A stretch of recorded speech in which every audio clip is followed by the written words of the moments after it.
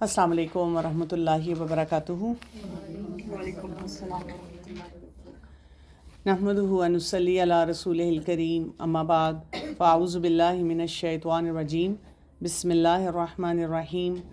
رب اشرح لی صدری ویسر لی امری واحلل عقدۃ من لسانی یفقہوا قولی۔ الحمدللہ، اللہ کی توفیق سے، اللہ کے فضل و کرم سے اس وقت ہم تکمیل پہ ہیں سورہ البقرہ کی۔ یہ سلسلہ ہم نے سٹارٹ کیا تھا رمضان کے بعد، اور انشاءاللہ اللہ نے توفیق دی تو اس سفر کو آگے بھی جاری رکھیں گے۔ آج ہم آیات کرنے والے ہیں وہ بہت ہی اہم آیات ہیں۔ ان آیات کو سمجھنا، ان آیات کو اپنی زندگی کا حصہ بنانا بہت ضروری ہے۔ آیت نمبر 284 سورہ البقرہ، تیسرا پارہ۔ للہ ما فی السماوات و ما فی الارض، اللہ ہی کے لیے ہے جو کچھ آسمانوں میں ہے، جو کچھ زمین میں ہے۔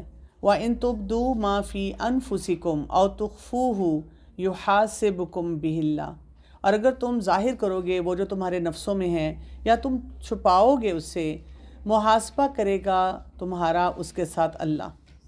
فَيَغْفِرُ لِمَن يَشَاءُ، وہ بخش دے گا جسے وہ چاہے گا۔ وَيُعَذِّبُ مَن يَشَاءُ، اور وہ عذاب دے گا جسے وہ چاہے گا۔ وَاللَّهُ عَلَى كُلِّ شَيْءٍ قَدِيرٌ، اور اللہ اوپر ہر چیز کے بہت قدرت رکھنے والا ہے۔ یہ آیت جو ہے، اس کو اگر ہم پڑھتے ہیں تو یہ ہمیں اللہ تعالیٰ کی عظمت کے بارے میں بتاتی ہے۔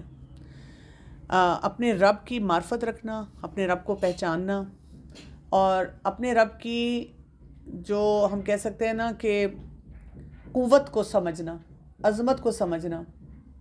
اللہ ہی کے لیے جو کچھ آسمانوں میں، جو کچھ زمین میں ہے، یعنی یہاں پر ہم یہ دیکھ رہے ہیں کہ جو کچھ بھی living, non living, it belongs to اللہ، سب کچھ اللہ کا ہے۔ ہم انسان سمیت، یہ جو ہم بہت سی باتوں میں کہتے ہیں نا میری مرضی، جو میرا دل چاہتا ہے، میرا دل نہیں چاہتا، لیکن اللہ سبحانہ تعالیٰ میں یہی بتا رہے ہیں کہ جو کچھ بھی اس دنیا میں ہے، جو کچھ بھی چل رہا ہے، یہ اللہ کا پلان ہے، سب کچھ ہے ہی اللہ کا۔ جیسے آپ کسی کے گھر میں جا کر آپ یہ نہیں کہہ سکتے کہ ہاں انہوں نے یہاں کیوں کرسیاں رکھی ہیں، اس کلر کے پردے کیوں ہیں، بیڈ یہاں کیوں رکھا ہے۔ کوئی بھی جو سیٹنگ ہوتی ہے اس کے بارے میں ہم اعتراض نہیں کر سکتے۔ اور فرض کریں اگر ہمارے ذہن میں خیال آئے بھی کہ اچھا جی میں ہوتی تو یہ کرتی، لیکن ہم اپنے منہ کو کیوں لگام دیتے ہیں؟ ہم کہتے ہیں بھئی ہمیں کیا، جن کا ہے وہ دیکھیں۔ ایسے ہی ہے نا، کاروبار میں بھی اگر ہم دیکھتے ہیں کسی کا نفع نقصان ہو رہا ہو، ہم کسی کو کوئی مشورہ دیں، ہم کہتے ہیں بھئی میرا کام بتانا تھا، اس کے بعد ہم اس کی زندگی میں انٹرفیئر نہیں کرتے۔ ہم کہتے ہیں جو اس کی پوزیشن ہے وہ جو مرضی کرے، ان کی اولاد، ان کا گھر، ان کے رشتہ دار، ان کی پراپرٹی، ان کی محنت، وہ جو اس کے ساتھ کرنا چاہتے ہیں، حساب کتاب معاملہ ان کا ہے، ہمارا نہیں ہے۔ تو اسی طرح اس پوری زندگی میں ہمیں یہ بات یاد رکھنی ہے کہ جو کچھ بھی ہے آسمان اور زمین میں، باہر نکل کے دیکھ لیں، گھر میں بیٹھ کے دیکھ لیں، سب اللہ کا ہے، سب اللہ کا ہے۔ یہ بات نہیں ہمیں سمجھ آتی۔ آپ دیکھیں ہم نمازوں کی اتنی باریکیاں پوچھتے ہیں، اگر یہ ہو گیا تو پھر کیا کرنا ہے، فقہی سوالات کی بھرمار ہوتی ہے ہماری۔ اصل مسئلہ ہمارا یہ ہے کہ ہماری جو وہ بیس ہے نا وہ کمزور ہے، اور اس بیس میں ان باتوں کو ہم نہیں سمجھتے، اسی لیے ہم کئی چیزوں میں الجھے رہتے ہیں۔ اصل ہمیں بار بار اپنے آپ کو یہ ریمائنڈر دینا ہوتا ہے کہ سب کچھ اللہ کا ہے، جو کچھ بھی ہو رہا ہے میں بھی اللہ کی ہوں۔ آپ دیکھیں پوری کائنات اللہ کی بات مانتی ہے، ہمارا اپنا جسم بھی اللہ کی بات مانتا ہے، یعنی ہمارا دل ہمارے کہنے پہ نہیں دھڑکتا۔ میں کہوں جی میں تو بڑی عظیم ہوں، اور 72 دفعہ میرا دل کیوں دھڑکے، 80 دفعہ دھڑکے، 100 دفعہ دھڑکے، 30 دفعہ دھڑکے، میں اپنی مرضی سے اپنے کڈنیز کو، اپنے لیور کو بتاؤں گی اس نے کیسے کام کرنا ہے؟ نہیں آپ کر سکتے۔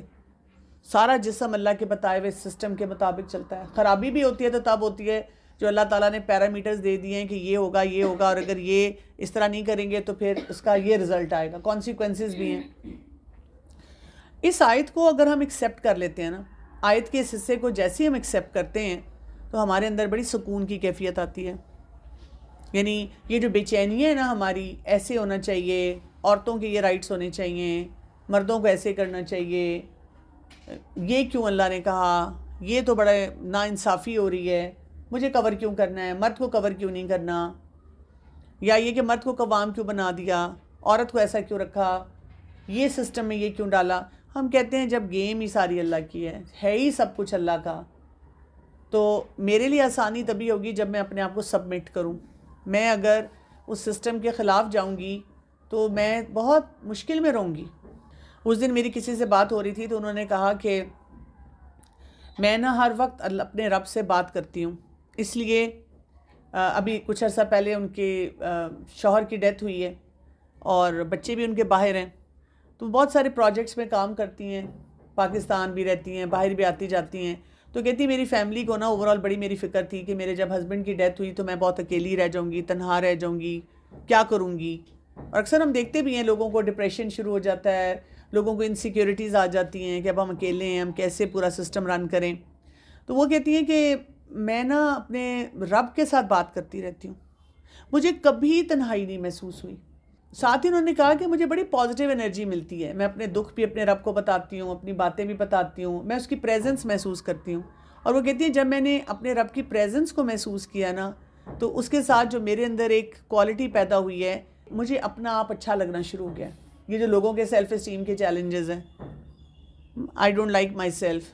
میں نے تو ہمیشہ لوگوں سے اپنے بارے میں نیگیٹو باتیں سنی, تم چھوٹی ہو, تم موٹی ہو, تم نکمی ہو, تمہیں یہ نہیں آتا, تمہیں وہ نہیں آتا. تو میں نے اپنے آپ کو ویسے ہی سمجھنا شروع کر دیا کہ میں کسی قابل نہیں ہوں. تو مجھے لگتا ہے کہ میں جب اپنے رب سے بات کر سکتی ہوں اور میرا رب میری بات اتنے قریب سے سنتا ہے تو میں بڑی امپورٹنٹ ہوں. اور پھر وہ کہتی ہیں کہ اس سے مجھے اپنا آپ اچھا لگتا ہے. جب مجھے اپنا آپ اچھا لگتا ہے تو میں شکر گزار بہت ہوتی ہوں. میں اپنے ہاتھ دیکھتی ہوں تو اللہ کی شکر گزار ہوتی ہوں. میں کوئی آنکھوں سے کچھ دیکھتی ہوں تو اللہ کی شکر گزار ہوتی ہوں کہ اللہ نے مجھے آنکھیں دی ہیں. میں کچھ بولتی ہوں تو میں کہتی ہوں اللہ نے مجھے زبان دی. کہتی میرا تو سارا دن شکر گزاری میں گزر جاتا ہے. اور مجھے وہاں سے سمجھ آئی کہ واقعی کئی دفعہ جب ہم اللہ کی شکر گزاری کرنا چاہ رہے ہوتے ہیں, ہم کیوں نہیں کر پاتے؟ اس لیے کہ ہم اپنے آپ کے ساتھ کنیکٹڈ نہیں ہیں. ابھی آپ جو بات کری ہیں, جو ہسبینڈ ان کی ڈیتھ کیا, وہ تو چلیں بڑے بچے, ہمارے یہاں کہ اتنا کانسیپٹ ہے, اور یہ میں نے خود بھی اب ہماری کی جو بھی ڈیتھس پہ سنا ہے. ابھی ریسنٹ ہمارے سرکل میں کسی کی ڈیتھ ہوئی تو ان کے بچے, مطلب جیسے اب ہمارے بچے کوئی یونیورسٹی کوئی کالج, تو وہ اور کوئی خاتون تھیں, وہ کہتی ہیں کہ اس کی تو دنیا اجڑ گئی نا, وہ اجڑ گئی. وہ میں نے کہا کہ نہیں, یہ اجڑنے والا لفظ مت استعمال کرو. میں نے کہا جب ہمیں نہیں بھی سمجھ بھی تھی نا, تو ہم لوگوں کا گاؤں سے تعلق ہے, میں نے کہا بڑی عورتیں منع کرتی تھی کہ اجڑنے کا. میں نے کہا اجڑنے کا تو مطلب ہے ہر چیز اللہ تعالیٰ نے اولاد دی ہے, ٹھیک ہے. میں نے کہا موت تو ہمیں پتہ ہے اس نے آنا ہی آنا ہے, کسی بھی لمحے آ سکتی ہے. تو ہم یہ کہیں نہیں, ہاں یہ کہ دکھ ہے ایک خلا انسان کا بچوں کے لیے, باپ اور وہ, لیکن ہم یہ اجڑنے کا لفظ ہم ایسے لفظ بول دیتے ہیں. اور یہ چیز بڑی سمجھنے کی ضرورت ہے. ہمارے یہاں یہ ہوتا ہے کہ اگر کوئی بیوہ ہو جاتی ہے ینگ ایج میں, یا جو کہ بس اس کی دنیا ختم ہو گئی ہے, کیونکہ مشکلات تو ہیں, اسی لیے تو بیوہ کے حقوق رکھے گئے ہیں, ٹھیک ہے نا. یتیم کے لیے بھی بہت زیادہ اس کی امپورٹنس رکھی گئی ہے تاکہ سوسائٹی بھی سمجھے کہ ان کی لائف زیادہ چیلنجنگ ہے. اللہ تعالیٰ نے اپنے سسٹم میں یہ سب باتیں بھی تو ڈالی ہوئی ہیں نا. لیکن اصل بات کیا ہے, سب کچھ اللہ کا ہے اور ہم بھی اس سسٹم کا حصہ ہیں. اچھا, اس سے انسان کو پروٹوکول بھی فیل ہوتا ہے. جیسے آپ دیکھیں کوئی بہت فیمس انسان ہو یا کہیں پہ بہت کام کرنے والا ہو, اور وہ آپ کو اپنی پارٹی کا, اپنی ٹیم کا حصہ کہے, یا وہ ایکنالج کرے آپ کو کہ میں اس کو جانتا ہوں, کتنا اچھا لگتا ہے اس وقت. تو اگر ہم سوچیں کہ اللہ تعالیٰ نے ہمیں ایکسکلوڈ نہیں کیا, اللہ تعالیٰ نے کہا للہ ما فی السماوات و ما فی الارض, ہم اسی سسٹم کا حصہ ہیں. اور آپ دیکھیں جب ہم اس سسٹم کا حصہ بنتے ہیں تو ہم فائدہ تب حاصل کرتے ہیں جب ہم اس سسٹم کے مطابق رہتے ہیں. جیسے اگر ایک لڑکی کی شادی ہوتی ہے اور وہ اپنے سسرال میں جا کر سسرال کے طور طریقوں پر اپنے آپ کو ڈھال لیتی ہے تو اس کی بڑی واہ واہ ہوتی ہے, اس کو بڑے فائدے ملتے ہیں, وہ فیوریٹ بہو بن جاتی ہے اور سب اس کی تعریفیں کرتے ہیں اور اس کو جمنے کا موقع ملتا ہے. اور کچھ عرصے بعد ٹھیک ہے, اگر وہ کچھ کام اسے نہیں بھی پسند تھے لیکن وہ ساس سسر کے لیے کرتی رہی ہے, بعد میں وہ حکومت کرتی ہے. اور کچھ ایسی بہویں ہوتی ہیں جو مخالفت پہ رہتی ہیں, پہلے دن سے کہہ دیتی ہیں میں نے یہ نہیں کرنا, میں نے ایسے رہنا ہے, میں وہ نہیں کروں گی, یہ کوئی طریقہ نہیں ہے. اس کی وجہ سے کیا ہوتا ہے, اس کی وجہ سے مسئلے مسائل زیادہ بڑھنا شروع ہو جاتے ہیں زندگی میں. تو جب ہم اپنے رب کو اس طرح مانتے ہیں کہ اس دنیا میں جو کچھ بھی ہے سب کچھ اللہ کا ہے, تو پھر ہم نے ایک بات کیا سمجھ لی, ہمیں یہ پریولیج فیل ہونا چاہیے، خوشی ہونی چاہیے، خوشی کا احساس ہونا چاہیے. ہمارا رب اتنا عظیم، اس کو ضرورت نہیں تھی، کتنا ہمارا کرتا ہے. اب دیکھیں نا، کوئی اگر آپ کسی اسکالر کی گیدرنگ میں جائیں اور اگر آپ ریگولر جا رہے ہیں اور وہ اسکالر آپ کو اکنالج کر دیں، کیا حال ہے آپ کا، ان کو آپ کا نام بھی یاد ہو. ہائے، ہم کہتے ہیں ان کو میرا نام بھی یاد ہے، ان کو یاد ہے میں فلاں جگہ ان کو ملی تھی، انہوں نے مجھے یاد رکھا. تو ہمارا رب ہمیں اس پورے سسٹم میں شامل ہونے کی دعوت بھی دیتا ہے. وَإِن تُبْدُوا مَا فِي أَنفُسِكُمْ أَوْ تُخْفُوهُ يُحَاسِبْكُم بِهِ اللَّهُ. اور اگر تم ظاہر کرو گے جو تمہارے نفسوں میں ہیں یا تم چھپاؤ گے اسے، محاسبہ کرے گا ساتھ اس کے اللہ. اب یہاں پہ کیا پتہ چلتا ہے، جب سب کچھ اللہ کا ہے تو اللہ کا سسٹم ایسا ہے، اتنا اسٹرانگ سسٹم ہے، ایک ایک چیز کی خبر ہے اس کو. اور کیونکہ اللہ کا سسٹم ہے تو اللہ تعالیٰ پھر اکاؤنٹیبلٹی بھی سخت کرتا ہے.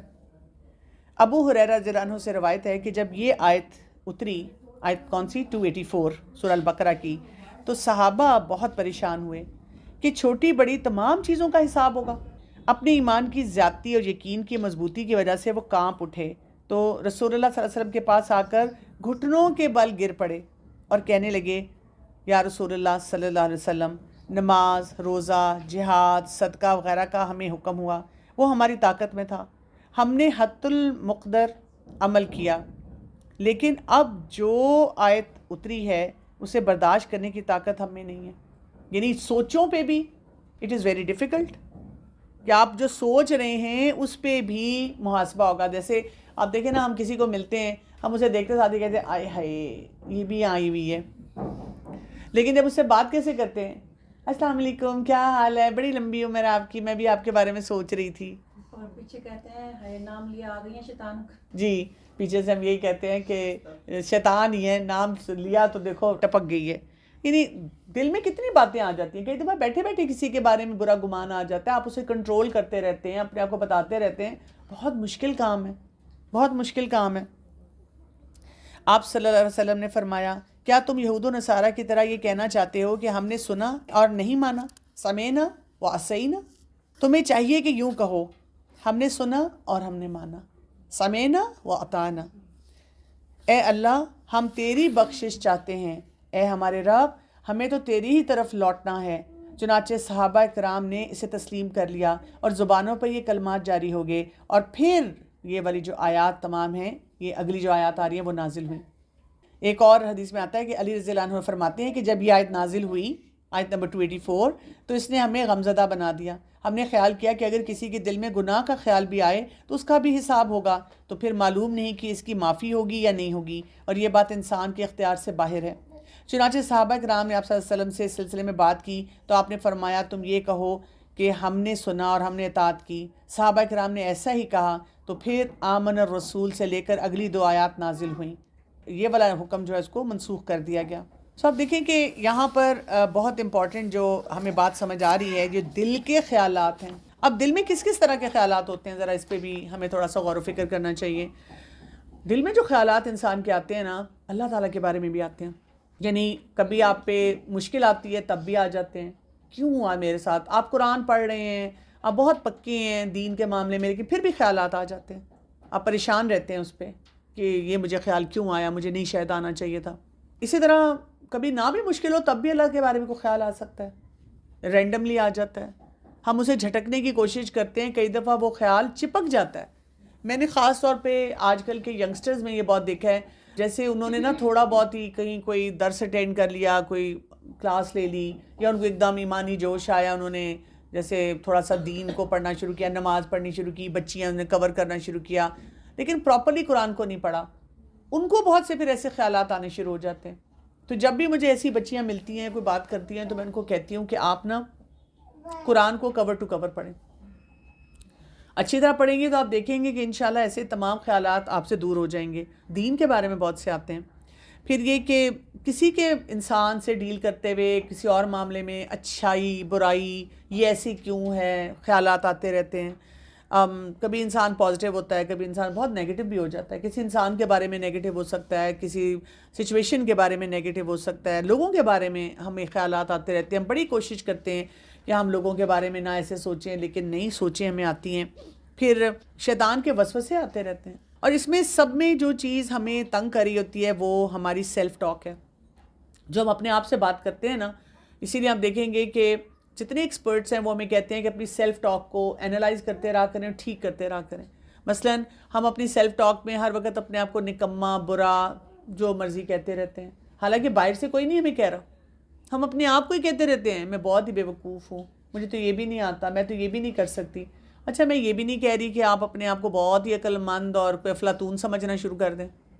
جنرلی ہمارے معاشرے میں سب کی جو میں سنتی ہوں نیگیٹو ہی سیلف ٹاک ہوتی ہے. جی, کیا وجہ ہے, کیوں ہم ڈیولپ کرتے ہیں نیگیٹو سیلف ٹاک کی وجوہات ایک تو یہ ہوتی ہیں کہ ایک تو باہر سے بھی بہت زیادہ انپٹ آ رہا ہوتا ہے نا, تو ہم اس کو بہت زیادہ انٹرٹین کرتے ہیں. جیسے کس گھر میں بدبو آئے گی یا وہاں پہ مسئلے مسائل آئیں گے؟ جو گندا ہوگا, جو دروازے کھلے رکھے گا, کھڑکیاں کھلے رکھے گا, صفائی نہیں کرے گا. تو اللہ تعالیٰ ہمیں ہر دن موقع دیتے ہیں کہ ہم اپنی صفائی کرتے رہیں. اب صفائی کے کیا طریقے ہیں؟ جیسے سیلف ٹاک کب زیادہ بڑھتی ہے؟ جب ہم بالکل فارغ ویلے بیٹھے ہوئے. اگر آپ قرآن پڑھ رہے ہیں, کنسٹرکٹیو کام کر رہے ہیں, جب آپ ویسے فارغ ہیں, اذکار کر رہے ہیں, اذکار پہ بھی غور و فکر کر رہے ہیں. دیکھیں نا, غافل دل کی دعا نہیں قبول ہوتی.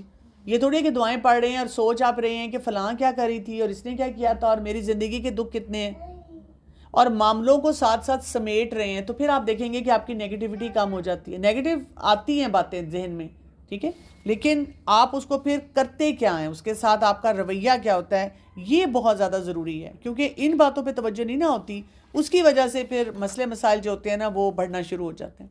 تو یہاں پر ہمارا کیا رویہ ہونا چاہیے؟ اسی طرح سمینا و اطعنا, ہم بھی ہر بات پہ یہ بولیں کہ میں نے جو کچھ اللہ کی بات سنی اور میں نے اس پر عمل کرنا شروع کر دینا ہے. اور یہاں پہ کیا بات کی ہے؟ فَيَغْفِرُ لِمَن يَشَاءُ, وہ بخش دے گا جسے وہ چاہے گا, وَيُعَذِّبُ مَن يَشَاءُ, اور وہ عذاب دے گا جسے چاہے گا. کس کے لیے چاہے گا؟ پہلی بات تو ہمیں یہ سمجھنی ہے کہ اللہ تعالیٰ نے پورا سسٹم دیا ہوا ہے. یعنی جب ہم رینڈملی ایسی آیت پڑھتے ہیں, بہت سے لوگ کہتے ہیں اور کہتے ہیں نہیں قرآن میں لکھا ہے جس کو چاہے گا. مجھے پتہ ہے, میرا اللہ کے بارے میں بڑا گمان ہے, میں قتل کروں, چوری کروں, ڈاکے ڈالوں, زنا کروں, جو مرضی کروں, میرا دل صاف ہے, اللہ نے مجھے معاف کر دینا. میں ان نماز پڑھنے والے لوگوں جیسا نہیں ہوں جو نماز پڑھ کے بھی منافقت کے ساتھ جھوٹ بولتے ہیں اور یہ کرتے ہیں. اب یہ تو ہم اپنا کرائیٹیرین بنا رہے ہیں, ہر شخص اپنی سوچ کے مطابق کر رہا ہے. لیکن اللہ تعالیٰ کی جو چاہت ہے وہ کیا ہوتی ہے کہ جو اللہ نے سسٹم دیا ہے ہم اس کے مطابق اپنی زندگی گزاریں. ہاں, اس میں ہمارے رب کو کوئی بھی بات پسند آ جائے. جیسے آپ دیکھیں, آپ کی کوئی ایسی گھر میں ہیلپر ہوتی ہے جو بہت اچھا کام کرتی ہے, لیکن اس سے آپ کی کوئی فیوریٹ کراکری کا کوئی پیس ٹوٹ جاتا ہے, تو آپ کیا کرتے ہیں؟ دل میں آپ کو اتنا غصہ آتا ہے لیکن آپ اسے معاف کر دیتے ہیں. کیوں؟ اس کا ٹریک ریکارڈ بہت اچھا ہوتا ہے. اور ایک انسان جو بلنڈرز پہ بلنڈرز کر رہا ہوتا ہے, تو وہ دیکھیں آپ وہ غلطی کرے تو پھر آپ کیا کرتے ہیں؟ وہ نہیں آپ سے برداشت ہوتی, کیونکہ آپ کو اندازہ ہے کہ یہ کام وہ صحیح نہیں کرتا. تو پہلی بات تو یہ کہ اللہ تعالیٰ بھی تو ہمارا ٹریک ریکارڈ بھی دیکھیں گے, لیکن اس کے ساتھ ساتھ کیونکہ ہمارے دین میں نیت کا بہت بڑا رول ہے. نیت, کیا پتا کسی ایک انسان نے کوئی ایسا کام کیا ہو جو دنیا کو نہ نظر آیا ہو, لیکن اس کی نیت اتنی اچھی ہو اور وہ رب کو راضی کر گیا ہو, وہاں تو کچھ ایسا کام کر دیا. اور ہمیں سیرت میں بہت سی ایسی مثالیں ملتی ہیں, بہت سے ایسے مقامات پہ پتہ چلتا ہے کہ جی یہ ہوا یہ ہوا. تو بات یہ کہ ہم نے کیا کرنا ہے, ہم نے اپنا پیٹرن بھی درست رکھنا ہے. یہ نہیں ہے کہ ہم اس بات پہ رہیں, ہم نے ہر وقت اپنے آپ کا محاسبہ صحیح طرح سے کرتے رہنا ہے کہ جو اللہ نے سسٹم دیا ہے, جب بھی میں باہر نکلنے لگوں میں نے استغفار پڑھی, اللہ کو سوری بولا, واپس آ گئی, اپنی زندگی کو دوبارہ بہتر بنا لیا. میں نے اپنے آپ کو ہر وقت ٹھیک کرتے رہنا ہے. دوسرا یہ کہ ہر جگہ اپنی نیت کو خالص کرتے رہنا ہے اور اپنے آپ کو ایک اچھے گمان کے ساتھ باندھنا ہے کہ انشاءاللہ میری نیت اچھی ہے نا تو میرا رب بھی نا اس کو ویلیو کرے گا, اور میں اپنے رب کی خاطر یہ تمام کام کر رہی ہوں. امید اچھی رکھنی ہے, اپنے آپ کو ہوپ لیس نہیں بنانا. پھر تو نہ آپ کا نماز پڑھنے کو دل چاہے گا, نہ آپ کا قرآن پڑھنے کو دل چاہے گا, نہ کسی بات پہ عمل کرنے کو دل چاہے گا. ہر وقت پر امید رہیں کہ نہیں, کیا پتہ میرا کوئی عمل میرے رب کو پسند آ جائے. اور میں تو کئی دفعہ یہ بھی کہتی ہوں, جیسے لوگوں کو مدد کرتے ہیں, میں کہتی ہوں کیا پتہ میرا اپنا ذاتی عمل نہ پسند ہے, کسی کی دعا لگ جائے, یا میں نے کسی کی مدد کی ہو وہ وہاں پہ میرے لیے فائدہ مند ثابت ہو جائے. ہم اپنے رب سے اچھا ہی گمان کرتے ہیں کیونکہ بادشاہت اس کی ہے, وہ جس کو معاف کرنا چاہے وہ کر سکتا ہے. ہو سکتا ہے ہمیں کوئی شخص برا لگ رہا ہے, ہم کہتے ہیں دیکھنا اس کے ساتھ آخرت میں کیا ہوگا, ہمارا رب چاہے اسے معاف کر دے اور ہم رہ جائیں. اور ہم رہ جائیں. You never know. تو اسی لیے اپنے اوپر فوکس کرنا چاہیے اور اپنے رب کے ساتھ اس تعلق کو مضبوط کرنا چاہیے. واللہ علی کل شیء قدیر. اسی لیے اس آیت کے اینڈ میں کیا کہا گیا ہے؟ اور اللہ تعالیٰ اوپر ہر چیز کے بہت زیادہ قدرت رکھنے والا ہے. اس بات کو بھی ہم نے ہر وقت یاد رکھنا ہے کہ یہ اللہ تعالیٰ جو چاہیں کر سکتے ہیں. تو ہم اس دنیا میں رہتے ہوئے سارا دن ان جھگڑوں میں نہ پڑیں. سارا دن ہمارا یہی مسئلہ رہتا ہے کہ جی اس پہ کیا ہوگا، اس پہ کیا ہوگا، اس کے ساتھ کیا ہوگا، تیسرے بندے کے ساتھ کیا ہوگا، چوتھے محلے والے کے ساتھ کیا ہوگا، انگریز کے ساتھ کیا ہوگا. وہ ہم نے لائسنس ایک لیا ہوا ہوتا ہے کہ ہم ہر کسی کو کچھ بھی کہہ سکتے ہیں. ایک تو لائسنس لیا ہوتا ہے، دوسرا ہم ویسے بھی نا لوگوں کے بارے میں نا ججمنٹل ہوتے رہتے ہیں. تو اصل طریقہ ہمارا کیا ہونا چاہیے کہ ہم اپنے آپ کو بار بار بتائیں کہ مجھے اپنے رب کو راضی کرنے والے کام کرنے ہیں. اصل چیز یہ امپورٹنٹ ہے، اور آگے دیکھا جائے گا جب وقت آئے گا جو ہوگا. میں اپنے کام تو درست کروں نا، اپنے اوپر نظر رکھوں. سارا دن یہ سوچنے سے وہ انگریز کا کیا ہوگا، وہ انگریز سوچے، اس کو مسئلہ ہوگا تو وہ جا کر کسی عالم دین سے پوچھ لے. ہم وہ باتیں پوچھنا شروع کر دیتے ہیں جو ابھی جو کرنے والا کام ہے اس کو چھوڑ کر ہم باقی مفروضوں پہ رہتے ہیں. اور اگر ہم قرآن پڑھنا شروع کریں تو اللہ تعالیٰ نے قرآن پاک میں ہر چیز کو بہت اچھی طرح سے ایکسپلین کیا ہوا ہے. پھر اس کے بعد آیت نمبر 285 آتی ہے. آمن الرسول بما انزل الیہ من ربہ والمؤمنون. ایمان لائے رسول اس پر جو نازل کیا اس کے رب کی طرف سے اور سارے مومن بھی. اس آیت کے بارے میں ایک حدیث سے ہمیں کیا پتہ چلتا ہے، بلکہ اس کی بہت سی فضیلتیں آتی ہیں. ابو مسعود انصاری رضی اللہ عنہ سے مروی ہے کہ اللہ کے رسول صلی اللہ علیہ وسلم نے ارشاد فرمایا کہ جو شخص سورہ البقرہ کی آخری 2 آیتیں پڑھ لے تو وہ رات بھر اس کے لیے کافی ہو جائیں گی. تو ایک تو کہ خود بھی پڑھنی چاہیے اور اس کے ساتھ ساتھ اپنے بچوں کو، اپنے فیملی ممبرز ہیں ان کو بھی سکھانی چاہیے، بچوں کو بھی عادت ڈالنی چاہیے. رسول اللہ صلی اللہ علیہ وسلم نے فرمایا اللہ تعالیٰ نے آسمانوں اور زمین کو پیدا فرمانے سے 2000 سال قبل ایک کتاب کو تحریر فرمایا اور اس میں 2 آیتیں نازل فرمائیں جن کے ساتھ سورہ البقرہ کو ختم کیا گیا ہے. جس گھر میں یہ دونوں آیتیں 3 رات مسلسل تلاوت کی جائیں تو شیطان اس گھر کے نزدیک نہیں جائے گا. ٹھیک ہے، تو یہی بات ہے کہ رات کو سوتے وقت کیا آپ عادت بنا لیں کہ یہ میں نے پڑھنا ہے. اسی طرح ہمیں ایک اور روایت سے پتہ چلتا ہے کہ آپ صلی اللہ علیہ وسلم نے فرمایا یہ آخری آیات عرش کا خزانہ ہیں جو مجھ سے پہلے کسی نبی کو نہیں دیا گیا. عبداللہ رضی اللہ عنہ سے روایت ہے کہ نبی کریم صلی اللہ علیہ وسلم کو معراج کی رات یہ 3 چیزیں ملی تھیں. نمبر 1 5 نمازیں، نمبر 2 سورہ البقرہ کی آخری 2 آیتیں، نمبر 3 ہر اس مسلمان شخص کی مغفرت کا وعدہ جو بغیر شرک کیے فوت ہوا. یہاں پہ بات کی گئی ہے رسول کی. ایمان لایا رسول اس پر جو نازل کیا گیا طرف اس کے، یعنی اس کا مطلب کیا ہے کہ جو رسول تھے اور انبیاء تھے انہوں نے بھی اپنے ایمان پہ کام کیا.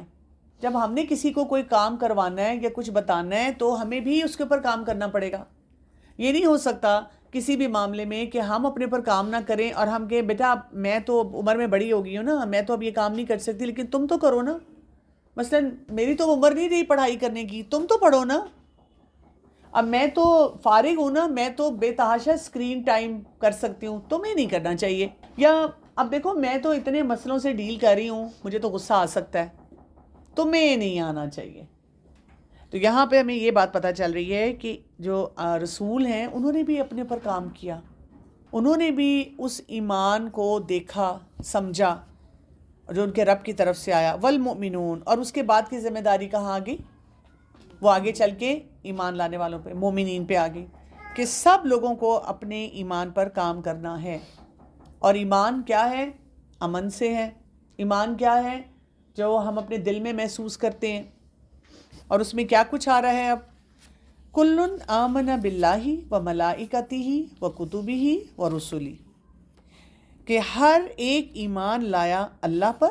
اب رسول کو دیکھ کر کس نے یہ کام کیا؟ مومنین کون تھے؟ ہم دیکھتے جیسے صحابہ کرام تھے. تو وہ ہر کوئی ان میں سے ایمان لایا اللہ پر اور فرشتوں پر اور اس کی کتابوں پر اور رسولوں پر. یعنی یہ ایمانیات کی جو جزیات ہیں، جو امپورٹنٹ ایسپیکٹس ہیں وہ بتا دیے گئے. اسی لیے آپ کو پتہ ہے کہ کچھ علماء یہ بھی کہتے ہیں کہ ہر سال آپ کو عقیدے کا ایک کورس ضرور کر لینا چاہیے، ایک شارٹ کورس کر لینا چاہیے. یعنی عقیدے کو بار بار دہراتے رہنا چاہیے، عقیدے کے جو نکات ہیں ان کو دہراتے رہنا چاہیے. جب ہم قرآن پاک پڑھتے ہیں تو اس میں تو بار بار ذکر آتا ہے، لیکن الگ سے بھی پڑھنا چاہیے. مثلاً یہاں پہ یہ پتہ ہونا چاہیے کہ جب میں کہتی ہوں کہ میں ایمان لائی اللہ پہ تو اس کا کیا مطلب ہے. جب میں کہتی ہوں میں ایمان لائی ملائکہ پہ اس کا کیا مطلب ہے, کتابوں پہ, رسولوں پہ. پریکٹیکلی کیسے نظر آئے گا, میری زندگی میں اس کے کیا اثرات نظر آئیں گے. کیا یہ صرف لپ سروس ہے؟ نہیں, ایمان لانا جو ہے ایک لپ سروس سے ہی شروع ہوتا ہے کہ میں پہلے اکنالج کرتی ہوں, بولتی ہوں وہ سمعنا واطعنا, ہاں میں مانتی ہوں اللہ ہے, لیکن میرے ماننے کا پھر کیا مطلب ہے, اس کا میری زندگی میں کیا اثر نظر آئے گا. پھر تو مجھے نمازیں بھی پھر پڑھنی ہیں. یہ تو نہیں ہو سکتا میں اللہ کو مانتی ہوں میں اللہ کے آگے جھکنا ہی نہیں چاہتی. پھر اسی طرح سے یہ نہیں کہ میں اللہ کو مانتی ہوں لیکن اللہ تعالیٰ کے بنائے ہوئے سسٹم کو نہیں مانتی, میں شکوے شکایتیں کرتی رہتی ہوں. پھر مجھے اللہ تعالیٰ کے اسماء و صفات کو بھی جاننا ہوگا. پھر مجھے یہ بھی دیکھنا ہوگا کہ جو اللہ کو ماننے والا انسان ہے اس کی پرسنالٹی کیسی ہوتی ہے. سارے ایریاز پہ پھر توجہ دینی ہوگی نا, ہر طرف غور و فکر کرنا ہوگا. اسی طرح فرشتوں کو میں مانتی ہوں تو مجھے یہ ماننا ہوگا کہ وہ لکھ رہے ہیں سب کچھ, every thing is being documented. پھر یہ بھی ماننا ہوگا کہ فرشتے اللہ کی عبادت کیسے کرتے ہیں. پھر یہ بھی ماننا ہوگا کہ وہ مومنین کی مدد کہاں کہاں کرتے ہیں. پھر یہ بھی ماننا ہوگا کہ وہ اللہ تعالیٰ کے احکامات کو کیسے لاتے لے جاتے ہیں. قبر میں کیا ہوگا, موت کے وقت کیا ہوگا, کیسے فرشتے آئیں گے,